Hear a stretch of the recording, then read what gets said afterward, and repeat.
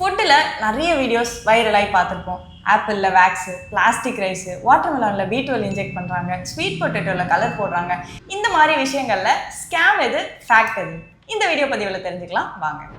ஆப்பிளோட தோலை கத்தியை வச்சு லைட்டாக சுரண்டும் போது ஒயிட்டாக பவுடராக நிறைய வருது, இது ஒரு பிளாஸ்டிக் வேக்ஸ் அப்படின்னு நிறைய வைரல் வீடியோஸில் பார்க்குறோம். ஆனால் இது உண்மை இல்லைங்க, இது ஒரு ஸ்கேம். FDA, FSSAI என்ன சொல்கிறாங்க அப்படின்னா, ஆப்பிள் கெட்டு போகாமல் இருக்க ஆப்பிள் மேலே ஒரு ஃபுட் கிரேட் வேக்ஸை தான் அவங்க தடவுறாங்க. ஆப்பிள்ஸ் வளரும் போது நேச்சுரலாகவே ஒரு வேக்ஸி கோட்டிங் அதில் ஃபார்ம் ஆகுமா, அதை கியூட்டிக்கல் அப்படின்னு சொல்லுவாங்க.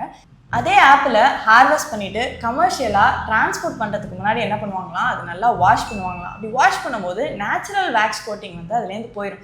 அது போயிடுச்சு அப்படின்னா அதில் மாய்ஸ்சர் கண்டென்ட் மெயின்டைன் ஆகாமல் சீக்கிரமாக அது கெட்டு போகிறதுக்கு சான்சஸ் இருக்குது.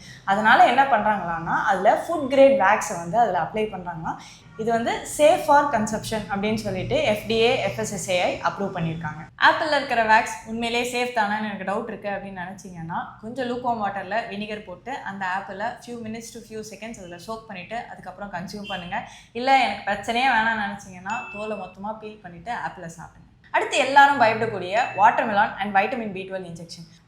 B12 இன்ஜெக்ஷன் ரொம்ப காஸ்ட்லி. லோக்கலாக குட்டியாக செல் பண்ணுறவங்க B12 இன்ஜெக்ஷன்ஸ் வாங்கி அதில் போடணுங்கிற அவசியம் கிடையாது. இன்னொன்று என்ன அப்படின்னு பார்த்தீங்கன்னா, நம்ம ஒரு குட்டி ஓட்டை போட்டு அது வழியாக இன்ஜெக்ஷன்ஸ் கொடுக்கும்போது அந்த ப்ரெஷர் வேரியண்ட்டில் பழம் சீக்கிரம் கெட்டு போகலாம். இன்னொன்று, அந்த ஓட்டை வழியாக பாக்டீரியல் இன்ஃபெக்ஷன் ஆகி பழம் கண்டாமினேட் ஆகி சீக்கிரம் கெட்டு போக சான்சஸ் இருக்குது.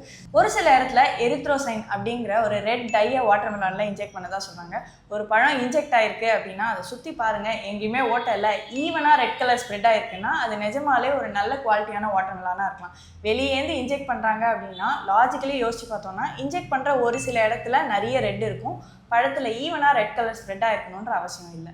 நிறைய பேர் நிறைய ஃபால்ஸ் இன்ஃபர்மேஷனை ஸ்ப்ரெட் பண்ணி நம்மளுடைய பயத்தை ஜாஸ்தி பண்ணிகிட்டே இருக்காங்க. ஸோ எது ரியல், எது ஸ்கேம், எது ஃபேக்ட்ன்றதை நாம் முதல்ல தெரிஞ்சுக்கிட்டு அதுக்கப்புறம் அதை மற்றவங்களுக்கு பகிரணும்னு கேட்டுக்கிறேன். இதே மாதிரி இன்னும் நிறைய ஹெல்த் ரிலேட்டட் இன்ஃபர்மேஷன் தெரிஞ்சுக்கணுன்னா வைஷாலி ஹோமியோக்ளினிக் பேஜை ஃபாலோ பண்ண மறந்துடாதீங்க. பாய்.